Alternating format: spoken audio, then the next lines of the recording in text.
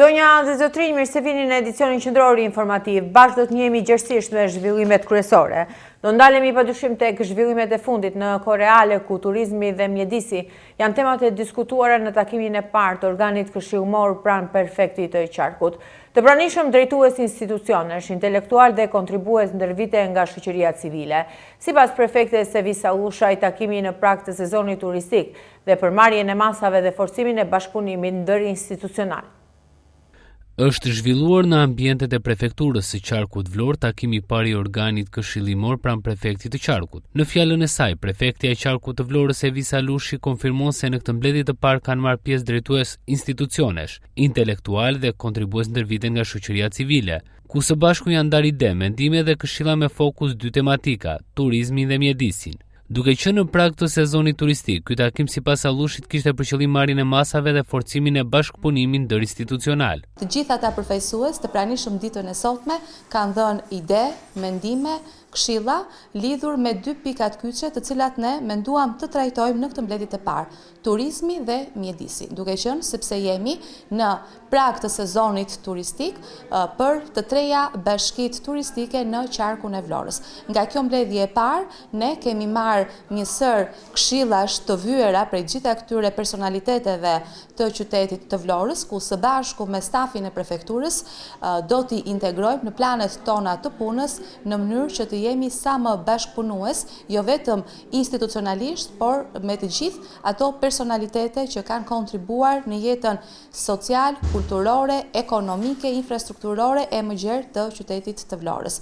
Kreu i operatorëve turistik të Jugut Vasil Bedinaj në fjalën e tij thotë se të gjithë së bashku duhet të kemi ide të qarta se çfarë duhet bërë në vitin 2026. Bedinaj thekson se me 1 maj, në të mirë të turizmit, institucionet duhet të kenë një agjendë të qartë se si do të veprojnë gjatë sezonit veror. Sipas tij, punimet dhe projektet e ndryshme në qytet duhet të ndalen gjatë kësaj periudhe. Ai shton se duhet i përgjigjemi fluksit të turistëve, i cili ka nisur që në mars me një rritje prej 13% dhe pritet të vijojë gjatë majit dhe sezonit veror. Ne në 1 maj duhet i kemi përfunduar dhe të kemi një agjendë se si do të shërbejmë në muajt e sezonit turistik. Punimet në infrastrukturë duhet përfundojnë në këtë datë. Punimet në ujësjellës duhet përfundojnë në këtë datë. Punimet përveç emergjencave, defekteve që mund të ndodhin spontanisht, është tjetër gjë, por punët me program, pra duhet të vendosim ne kur jemi gati ta fillojmë sezonin turistik si qytetar. Ju duhet të keni një informacion që nëse sot në Vlorë kemi 100 turistë, 99 janë tuaj. Këta turistët e prillit e të majit janë turistët që janë më të mirë se ata të sezonit verës. Pra janë turistët kulturor dhe janë ata që udhtojnë jo një herë në vit, por udhtojnë dhe 5 herë në vit. Disa nga institucionet mendojnë që sezoni turistik fillon në korrik.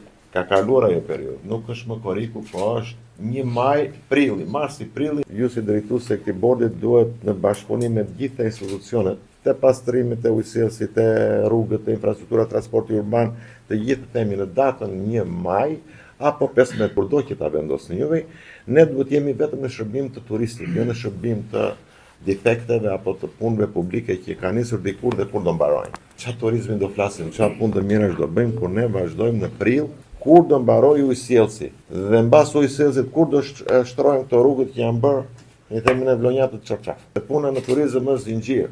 Ju si drejtues e këtij bordi duhet na paraqisni një plan të qartë, patjetër me ndihmën e gjithë secilit nga ne, themi që kjo është data që përfundon kjo punë, kjo është data që përfundon kjo punë dhe jemi të gjithë të angazhuar. Në rast se do të ecim me trendin dhe do t'i shikojmë gjërat pak më tutje, ky ishte edhe momenti që ne duhet ishim më mirë për shkak të konfliktit që është në linjën e mesme. Duhet të kishim përfituar qoftë edhe 2% nga kjo gjë. Po në moment që ne si operator turistik bëjmë marketing për një qytet, japim oferta, bëjmë rialokime, gjitha për të thithur të paktën 1 apo 2% të atij turizmi që kishte linjën e mesme për destinacion, ne jemi të tërhequr ku ta çojmë. Gjemon pompa në katin e 8 merr ujë nga pishina për furnizuar hotelin. Një histori, një tmerr gangren për gjithë ne si qytetarë atë parë, pastaj se biznes nuk u mbarua ndonjëherë ky problemi i ujësjellësit. Nga i vogël i madhi është operator turistik, ka një shërbim të caktuar. Pra ne duhem të dimë ku e fillojmë sezonin turistik. Mos të flasim pastaj transport urban, veturina, jemi data 22 sot dhe nuk janë mbyllur çështja e plazhit akoma. Vitin e kaluar kemi pasur një sezon fantastik, për sa i përket rendit sigurisë trafikut e gjitha, patjetër që qytetet turistike, jo Vlora, po kudo që të vesh në gjitha vendet e botës ka trafik në muajt e pikut. Thjesht eliminojmë pak ato uniformat në pikat ku hyn turisti. Intelektual të Vlorës, ish zyrtar të qytetit dhe kontribues ndër vite në fusha dhe profesione të ndryshme kanë dhënë ide dhe këshilla, por dhe kanë evidentuar problematikat që duhet të zgjidhen. Sipas tyre, fokusi duhet të jetë në disa drejtime, duke nisur nga pastrimi i qytetit, furnizimi me ujë të pishëm, garantimi i cilësisë së ushqimit, menaxhimi i qenëve ndacak, parkime në qytet si dhe menaxhimi dhe pastërtia në plazhe, por edhe organizimi i aktiviteteve. Do të propozoja që si ky bord mund të ketë dhe një bord arkitektësh dhe artistësh. Po të numërosh sa pika ka për të parë në qytetin ton, janë vetëm pikat që ka bërë natyra. Turistët që vinë të mësojnë çka ka qenë Vlora. Vlora nuk ka toponim, nuk ka memorie, nuk ka fare. Vjen turisti dhe ikën, nuk shikojnë atje. Po këtu në Vlorë kanë ndodhur gjëra të mëdha. Tu kanë ardhur mbretër dhe perandor. Kanë shkelur që nga Qezari, që nga Princ Viti, ka ardhur në Vlorë Princ Viti në 14-ën. Edhe e duan njerëzit ta mësojnë. Tu mendohet të kalur ashtanji. Në rast parë, ndërmarrja ujësios kanalizimeve për mbylljen e gjithë punimeve që ka hapur se po bën lidhje me të gjitha rrugët e qytetit të Vlorës, për vendosjen e gjithë rrugëve, pjesë përbërëse e këtij programi dhe sintezat e 4 bashkive që kanë dalje në det që punojnë me Bregdetin. Duhet të ketë një plan që gjithë qyteti të ketë të mbushet me lule. Ka shumë vende që pemët janë tharë si janë bjellë. Rivitalizimi i disa objekteve që kemi, apo godinave që kemi. Më zhduke e çuditshme gjithkohës ku zona muzeale e Moradies u vlerësua dhe u financua nga Fondi Amerikan i Zhvillimit dhe aty u la vetëm ndërtesa e muzeut tonë etnografik, që është nga godinat më unikale në jo vetëm qytet, por në gjithë Shqipërinë. Rektoria e Universitetit të Vlorës Ismail Qemali Aurela Saliaj thekson se duhet të kryhet diversifikimi i ofertës turistike. Sipas saj, edhe të rinj duhet të kenë mundësi të japin kontributin e tyre në fusha dhe aktivitetet ndryshme në qytet. Saliaj vendos theksin te krijimi një pakete të plot ku institucionet duhet të shpalosin vlerat që ka Vlora në çdo stin, duke filluar nga atraksionet turistike te monumentet e kulturës dhe sitet arkeologjike.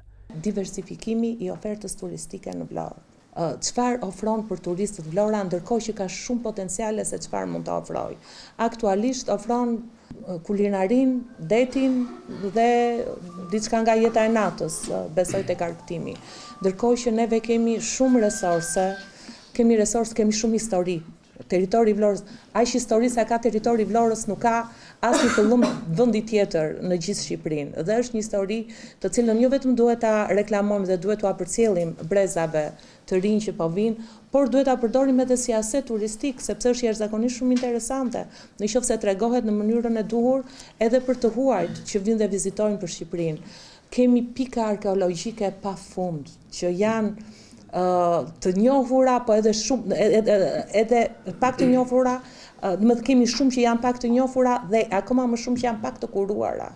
Nën kryetaria e Bashkisë së Vlorës, Irena Toshkallari sqaron gjatë takimit se ka nisur puna për ndërtimin e disa parkimeve në qytet. Sipas saj ka kaluar edhe vendimi për strehimin e kafshëve. Toshkallari shton se do të ketë dëgjesa publike për menaxhimin e mbetjeve urbane, ndërsa po përgatitet plani për kapsulimin e fushës së mbetjeve. Ajo thekson gjithashtu se për herë të parë është gati një aplikacion që do të tregojë të gjitha resurset e qytetit. Bashkia e ka hartuar planin e masave të saj. Për sa i përket menaxhimit të mbetjeve, do të realizohet shbërthirja publike për dëgjes publike për oraret në të cilat do të përcaktohen për menaxhimin e mbetjeve dhe hedhjen e mbetjeve si nga bizneset edhe nga qytetarët. Bashkia për herë të parë po përcakton 4 sheshe që do të jenë vend parkime me një kapacitet diku tek 1000 vend parkime të dedikuara për qytetarët, për vend parkimet me pagesë, 4 sheshe të ndryshme, duke filluar tek shkolla e Marinës, tek sheshi pas Lullomares, pranë stadiumit dhe njëkohësisht në plazhin e vjetër. Për herë të parë njëkohësisht kemi ndërtuar një aplikacion i cili do të krijojë mundësi vizitorëve që të gjejnë jo vetëm pikat turistike, por këtu do të integrojmë dhe idenë e profesorit Agim Mahamataj për të vendosur dhe toponimet përkatëse për të identifikuar ato vende të cilat kanë memorie historike për qytetin dhe janë të rëndësishme për qytetarët. Në këtë takim ishin të pranishëm përfaqësues institucionesh dhe intelektual nga qyteti i Vlorës, ndërsa pritet që takimet e ngjashme të zhvillohen në vijim në 7 bashkitë e qarkut. Të huajt në Vlorë jo vetëm në sektorin e turizmit, Andro, Jusuf dhe miqtë e tyre të ardhur nga Egjipti ndodhen prej 4 muajsh në qytetin e Vlorës dhe punojnë në ndërtim. Ata thonë se kryejnë të njëjtën punë si në vendlindje dhe janë shumë të kënaqur. Të huajt në Vlorë nuk janë të pranishëm vetëm në sektorin e turizmit, por edhe në fushat të tjera. Andro, Jusuf dhe miqtë e tyre të ardhur nga Egjipti ndodhen prej 4 muajsh në qytetin e Vlorës dhe punojnë në ndërtim. Ata theksojnë se kryejnë të njëjtën punë si në vendlindjen e tyre dhe shprehen se ndihen shumë mirë në Vlorë. Gjithashtu janë të kënaqur me kushtet e punës, pagesat dhe jetesën në qytet dhe në Shqipëri përgjithsisht. Kontratat e tyre të punës janë aktualisht 1 vjeçare, por ata pranojnë se dëshirojnë të qëndrojnë sa më gjatë në Vlorë, madje edhe të sjellin familjet e tyre këtu. Ata vlerësojnë mikpritjen e banorëve dhe theksojnë se janë përshtatur shumë mirë me jetën në qytet. Egypt? Yeah. You working here? Yes. What you work at? Unë jam Andro nga Egjipti. Kemi 4 muaj këtu dhe punojmë në sektorin e ndërtimit. Më pëlqen ajo çfarë kemi gjetur këtu dhe paga është shumë e mirë. Kemi 4 muaj dhe kontrata e punës është 1 vjeçare, por unë shpresoj që pas përfundimit të saj të shkoj 1 muaj në Egjipt dhe të rikthehem sërish. Puna që bëj këtu është e ngjashme me atë që bëja në Egjipt. Vendi këtu më pëlqen, njerëzit, deti dhe ushqimi padyshim. Në qytetin ku jetoj unë ka lum, është lumi Nil. Nuk ka det, por ngjason me Vlorën. Unë shpresoj shumë të kthehem dhe të vijoj të punoj këtu në Vlorë, pse jo me familjen time një ditë. To cook, to stay with my friend. Yusuf. You working here? Yes, working. Unë jam Jusuf, edhe unë nga Egjipti dhe bëj të njëjtën punë. Punoj në sektorin e ndërtimit. Më pëlqen Vlora, kushtet e punës janë shumë të mira dhe pagesa është gjithashtu e mirë. Ka edhe mundësi të tjera dhe Vlora është një qytet i bukur. Edhe unë kontratën e kam 1 vjeçare. Nuk flas mirë anglisht, por kjo nuk më ka penguar në punën time. Më pëlqen deti këtu dhe njerëzit më kanë mikpritur. Shpresoj që pas 1 viti kur mbaron kontrata e punës të rikthehem sërish të punoj në qytetin e Vlorës. Numri të huajve në Vlorë është rritur ndjeshëm duke punuar në sektore të ndryshëm, jo vetëm në turizëm, por edhe në ndërtim dhe fusha të tjera. Shumë prej tyre shprehen se ndihen të kënaqur me jetesën dhe mundësitë që ofron qyteti. 2 godina të këndshme në zonën e iç frigoriferit edhe pse kanë kaluar më shumë se 3 vite, ende nuk janë ndërtuar. Pallatet e këndshme janë ndërtuar në 80% të tyre, ndërsa të 2 firmat zbatuese njëra pas tjetrës kanë braktisur punimet. Bëhet fjalë për banesë sociale me kosto të ulët dhe pezullimi lëqindra familje në pritje. Megjithse kanë kaluar më shumë se 3 vite 2 godinat e banimit të këndshme në zonën e iç frigoriferit në Vlorë, ende nuk janë ndërtuar. Afati përfundimtar që këto godina banimit duhet ishin ndërtuar ishte fillimi i vitit 2023, por ende asgjë nuk është bërë. Pallatet të këndshme janë ndërtuar në 80% të tyre, por ende nuk kanë përfunduar. Në të 2 godinat e banimit ka ende shumë punë për të bërë. Firma e dytë e cila fitoi tenderin për përfundimin e këtij projekti ka pezulluar sërish prej muajsh punimet, duke lënë çdo gjë pezull dhe duke u larguar. Ndërkohë që qindra familje presin përfundimin e projektit.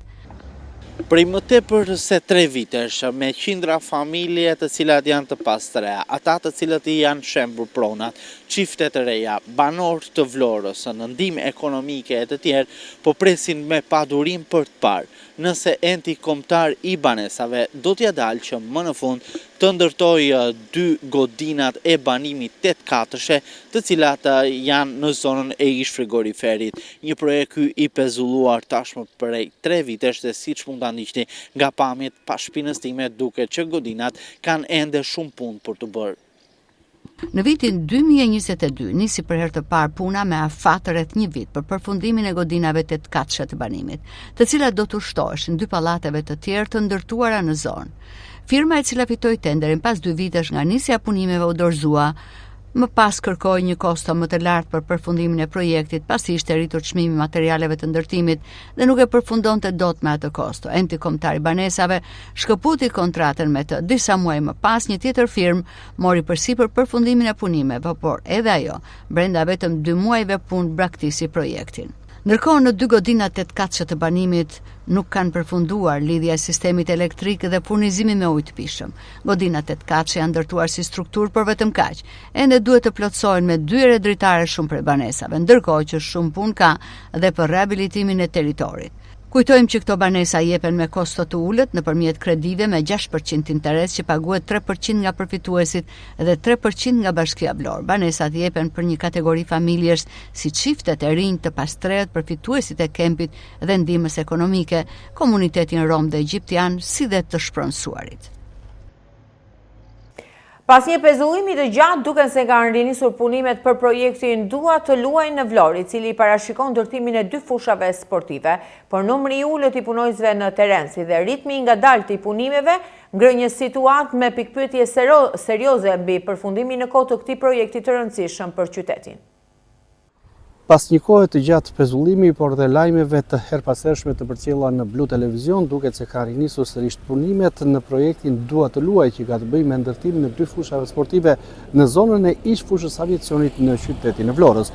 Megjithatë, ajo që vihet re lidhet me numrin e ulët të punonjësve dhe ritmin mjaft të ulët të punimeve, duke bërë që ky projekt të eci mjaft ngadalë. Ajo çfarë nuk dihet lidhet me faktin se kur ai do të jetë gati dhe në dispozicion të qytetarëve, të fëmijëve apo edhe të sportistëve të vegjël. Ndërsa një tjetër fakt lidhet edhe me atë që në tabelën orientuese vendosur përpara kantierit nuk ka një datë të nisjes dhe përfundimit të punimeve. Pas një periudhe të gjatë pezullimi, por edhe pas lajmeve të transmetuara në Blu Televizion, duket se ka rinisur sërish puna për projektin Dua të luaj në Vlorë, i cili parashikon ndërtimin e 2 fushave sportive. Megjithatë, ajo që bie në sy është numri i ulët i punëtorëve në teren, si dhe ritmi i ngadalt i punimeve që po kryen aktualisht. Kjo situatë ngre pikpyetje serioze mbi përfundimin në kohë të këtij projekti të rëndësishëm për qytetin e Vlorës. Në tabelën informuese të vendosur në hyrje të kantierit evidentohet vlera e projektit, si dhe një afat kohor prej 8 muajsh për realizimin e tij, por pa u specifikuar qartë data e nisjes dhe ajo e përfundimit. Kjo mungesë transparence shton edhe më shumë paqartësi të rreth ecurisë së punimeve. Ky projekt konsiderohet mjaft i rëndësishëm për Vlorën, pasi synon të krijojë 2 terene sportive moderne që do të jenë në dispozicion të fëmijëve, qytetarëve, por edhe ekipeve të moshave. Megjithatë, fakti që punimet kanë nisur prej më shumë se 8 muajsh dhe ende nuk kanë përfunduar, tregojnë qartë se afatet e parashikuara janë te i kaluar. Punimet të pezulluan për një periudhë të gjatë kohore, edhe pse tashmë ato kanë rifilluar, ritmi i tyre mbetet i ngadalt. Banorët dhe të interesuarit shpresojnë që institucionet përgjegjëse të marrin masa për përshpejtimin e procesit, në mënyrë që ky projekt i rëndësishëm të përfundojë sa më shpejt e të vihet në funksion të komunitetit. Momenti të ndajmë zhvillimet politike ku kryeministri Edi Rama është takuar sot me homologun grek Kyriakos Mitsotakis gjatë vizitës për marrjen pjesë në forumin ekonomik të Delfit. Sipas Ramës, të 2 qeverit po punojnë për kapërcimin përfundimtar të gjitha çështjeve të mbartura mes 2 shteteve. Kryeministri Edi Rama është takuar me homologun grek Kyriakos Mitsotakis gjatë vizitës për marrjen pjesë në forumin ekonomik të Delfi. Rama shkruan se të 2 qeverit po punojnë për kapërcimin përfundimtar të gjitha çështjeve të mbartura mes 2 shteteve për të dalë nga ky vit me një marrëveshje të re partneriteti strategjik. Me kryeministrin e Greqisë shkruan në kryeministri Rama analizë një miqësie e posaçme farktuar në rrugën e përbashkët të ambicjes për të modernizuar vendet tona dhe për të ngritur marrëdhëniet shqiptaro-greke në një nivel të ri. Përgjatë kësaj rruge, jo vetëm momentet më të mira, por dhe ato më të vështirat janë karakterizuar gjithnjë nga komunikimi plot respekt dhe padorashka, ndërkohë që po punojmë për kapërcimin përfundimtar të gjitha çështjeve të mbartura mes 2 shteteve për të dalë nga ky vit me një marrëveshje të re partneriteti strategjik. Bordi i transparencës ka ndryshuar sërish çmimet e karburanteve, ndërsa nafta dhe benzina kanë shënuar tjetër rritje. Çmimet e caktuara nga bordi në fuqi sot në datën 22 prill ora 12:30 dhe do të jenë të vlefshme deri në një mbledhje të ardhshme të bordit ku do të pasqyrohen ndryshimet e çmimeve të shitjes.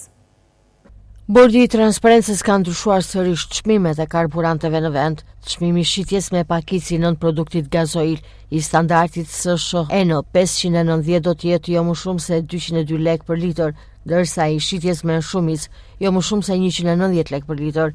Çmimi i shitjes me pakicë 9 produkti të benzinë e standardit SSHN do të jetë jo më shumë se 176 lek për litër, ndërsa i shitjes me shumicë jo më shumë se 164 lek për litër. Çmimet e caktuara nga bordi hyjnë në fuqi prej kësaj të mërkure të 22 prillit nga ora 12:30, ndërsa do të jenë të vlefshme deri në mbledhjen e ardhshme të bordit, ku edhe do të pasqyrohen ndryshimet e çmimeve të shitjes. Sa kaq bordi thekson se do të tërheq vëmendjen e çdo operatori të shitjes me shumicë, si dhe pakicë të nën produkteve të naftës, mbi detyrimin e zbatimit të këtyre vendimeve. Në rast të shkeljeve të konstatuara nga operatorë të ndryshëm, do të vendoset edhe pezullimi i aktivitetit të tyre tregtar. Teksa qytetarët po përballen me çmime të larta për shkak të shtrëngimit të prodhimit vendas, Arka e Shtetit ka regjistruar një performancë të mirë të mbledhjes së të ardhurave. Rritja e çmimeve frymë buxhetin, qeveria të i kalon planin për të ardhurat, në një periudhë kur qytetarët po përballen me çmime më të larta për shkak të përmbytjeve që prekën vendin në fillim vit, duke sjellë një shtrëngtim të prodhimit vendas dhe më pas efekti zinxhiri pasojave të konfliktit në lindjen e mesme, Arka e Shtetit ka regjistruar një performancë të mirë të mbledhjes së të ardhurave me ndikim kryesor në TVSH. Ministria e Financave për periudhën 3 mujore raporton 205.1 miliard lek të mbledhura nga tatimet dhe taksat në 3 mujorin e parë të vitit, duke e uritur me 24 miliard lek në raport me të njëjtin periudhë të vitit 2025, ose në rreth 13.3% më shumë. Do të ndalemi te zhvillimet kulturore. Piktori vlonjat Rahmi Dervisha i ka çelur ekspozitën e dytë personale me 40 peizazhe nga vlorat e ekspozuara në sallën e Galerisë së Arteve. Për piktorin, piktura është një talent i fshehur që në fëmijëri, ndërsa punët janë peizazhe nga vlora që shprehin dashurinë për qytetin. Piktori vlonjat Rahmi Veli Dervisha i çeli ekspozitën e dytë personale, 40 peizazhe nga vlora, janë shpëlosur për publikun vlonjat në sallën e Galerisë së Arteve në Pallatin e Kulturës Llabëria. Drejtuesja e qendrës kulturore të Vlorës, Angela Kaplani, në fjalën e saj, shprehu emocionet që për herë të dytë Rahmi Veli Dervisha i është pjesë e Galerisë së Arteve, duke sjellë aty talentin e tij në pikturë. Është kënaqësi e jashtëzakonshme për mua dhe për gjithë stafin e Qendrës të Kulturës që për të dytën herë radhës dhe shumë afër me njëra tjetrën, kemi Rahmiun prezent me pikturat e veta. Faleminderit Rahmi, faleminderit që për një kohë kaq të shkurtër arritet të bësh prapë 40 peizazhe në qytetin e Vlorës. Për vetë piktorin vlonjat Rahmi Dervisha, i piktura ka qenë një talent i tij i fshehur qysh në fëmijëri, por sipas Dervishajt, koha erdhi që këtë talent ta kultivojë e ta shpalos për publikun vlonjat. Dervisha i thotë se pikturat janë peizazhe nga vlora që shprehin dashurinë për qytetin. Një falënderim ka edhe për ata që e kanë mbështetur. Unë nga që kam dëshirat që nuk i kam kryer dikur në këtë art, tani e punoj me shumë pasion dhe nuk ngopem se punori. Në 2019 i thash një piktori, kam dëshirë dhe unë, kam pas talent dikur, i thash. Më tha mua, më tërgoj një piktur, më tha. Ti e talent, Rami, më tha mua. Ti tha duhet punosh, po punove ti do bëç arritje.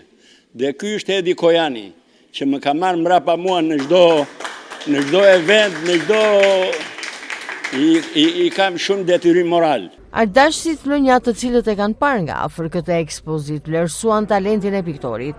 Për ta Rahmi Dervisha i nuk është thjesht një piktor i talentuar, por edhe shumë punëtor që e do artin me shpirt. 40 peizazhe të realizuara në një kohë të shkurtër janë pasqyrë e punës së tij të palodhur. Vlora është një qytet i bukur me të gjitha ngjyrat që i ka falë Zoti, natyra, dielli, deti, mali. Në këtë akademinë e madhe të pikturës ndërkombëtare të Vlorës u fut edhe Rahmi Dervishaj. Jemi me fat ne të shoqatës Llabëria që kemi futur në gjirin ton me një certifikat nderimi edhe piktorin Rahmi Dervishi. Rahmiu është një personazh mjaft i njohur tashmë në qytetin ton për të veçantën e tij të jashtëzakonshme që nga një profesion prej vitesh shofer, shkëndia e tij, talenti i tij i hershëm në kohën e rinisë nuk ishte fikur. Dhe ai diti në këto momente tashti ta ngjall atë dhe të punoj të bëj madje 5 ekspozita personale. Është nder për neve që marrim pjesë në këtë eveniment. Vlora e ka me nder, dhe piktor dhe shofer. Urimet më të shkëlqyera Rahmi Dervishi. Nga grupi polifonik Jam dhe Vlorës 46 vjet. Kjo është ekspozita e dytë që piktori vlonjat Rahmi Veli Dervisha i çel në sallën e Galerisë së Arteve. Disa muaj më parë, një tjetër ekspozit me piktura pati shumë sukses e u ndoq nga afër nga 10 qytetarë të Vlorës që e duan artin e pikturës. Disa të rinj janë konfliktuar në qendër të Vlorës, ku 2 prej tyre mbetën të plagosur me thik dhe ndodhen në gjendje kritike. Ngjarja ka ndodhur pranë bulevardit Ismail Qemali. Policia e Vlorës ka nisur hetimet për 9 të rinj, mes tyre dhe 2 të mitur. Disa të rinj janë konfliktuar në qendër të Vlorës, ku 2 prej tyre mbetën të plagosur me thikë dhe ndodhen në gjendje kritike. Ngjarja ka ndodhur në bulevardin Ismail Qemali një ditë më parë, ndërsa dyshohet se në sherr janë përfshirë disa të rinj, të cilët kanë përdorur thika dhe sende të forta. Si pasojë e dhunës, 2 persona kanë mbetur të plagosur rënd në kokë dhe trup. Sipas policisë, të 2 të rinjt janë tashmë të identifikuar, ndërsa ndodhen në spitalin e Vlorës me plagë në fytyrë dhe në trup. Forcat e policisë të mbritura me një në vend ngjarje kanë nisur hetimet për zbardhjen e plotë rrethanave, si dhe identifikimin e të gjithë personave të përfshirë. Ende nuk dihen shkaqet që çuan në përshkallëzimin e dhunës mes të rinjve. Policia njofton se në 24 orët e fundit për vepra të ndryshme penale janë referuar në prokurori 4 shtetas në Vlorë, Himar dhe Sarandë. Specialistët për hetimin e krimeve ekonomiko-financiare referuan materiale në prokurori ku nisi procedimi penal për shtetasin AA 71 vjeç banues në Sarandë, pasi ka kallëzuar shtetasi VT banues në Delvin se shtetasi AA i ka pushtuar tokë në fshatin 6 Sarandë nëpërmjet mashtrimit. Gjithashtu këta specialistë referuan materiale në prokurori ku nisi procedimi penal për shtetasin KM 33 vjeç banues në Vlorë, pasi ka kryer punime ndërtimi pa leje. Specialistët e seksionit për hetimin e krimeve të Komisariatit të Policisë Himar referuan materiale në prokurori ku nisi procedimi penal për shtetasin PZ 60 vjeç banues në Vlorë, pasi ka kallëzuar shtetasi HZ se shtetasi PZ me vetgjyqësi ka rrethur tokën që ata kanë në bashkëpronësi në Himar. Specialistët e seksionit të trafikut urban dhe interurban të Drejtorisë Vendore të Policisë Vlorës referuan materiale në prokurori pasi ka kallëzuar shtetasi IN 26 vjeç. Banues në Vlorë, se dje në lagjën u ftohtë automjeti që ai drejtonte është përplasur nga një automjet tjetër, i cili më pas ka përplasur edhe një automjet të parkuar. Drejtuesi i automjetit që ka shkaktuar aksidentin është larguar, po punohet për identifikimin dhe kapjen e tij. Materialet procedurale ju referuan prokurorive kompetente për veprime të mëtejshme. Ukraina i ka kërkuar Turqisë të ndihmojnë organizimin e një takimi të mundshëm mes presidentit të Ukrainës Volodymyr Zelenski dhe homologut të tij rus Vladimir Putin në përpjekje për të ringjallur bisedimet e paqes. Ukraina i ka kërkuar Turqisë të ndihmojnë në organizimin e një takimi të mundshëm mes presidentit të Ukrainës Volodymyr Zelenski si dhe homologut të tij rus Vladimir Putin në përpjekje për të ringjallur bisedimet e paqes, tha ministri i jashtëm Ukrainës Andrei Sybiha. Sybiha deklaroi se kërkesa i është bërë jo vetëm Turqisë, por edhe disa kryeqyteteve të tjera, duke theksuar se Ukraina është e gatshme të shqyrtojë çdo vend si mikpritës së mundshëm përveç Rusisë dhe Bielorusisë. Sipasi Bielorusia nuk është një opsion për shkak të rolit të saj si aleate e Rusisë dhe përdorimit të territorit të saj në fillimin e pushtimit të Ukrainës në vitin 2022. Ai shtoi se Ukraina do të pranojë çdo vend neutral që mund të lehtësojë dialogun. Nga ana tjetër, Kremlini ka deklaruar se është e gatshme që Zelenski të zhvillojë takim në Moskë, por presidenti i Ukrainës e ka përjashtuar këtë mundësi. Ministri Sybiha nuk dha detaje mbi përgjigjen e Turqisë ndaj kërkesës, por theksoi se Kievi mbetet i hapur për çdo iniciativë ndërkombëtare që mund ta çojë atë drejt një zgjidhje të luftës që vijon prej më shumë se 4 vitesh. Ju falenderoj për vëmendjen. Mirupafshim.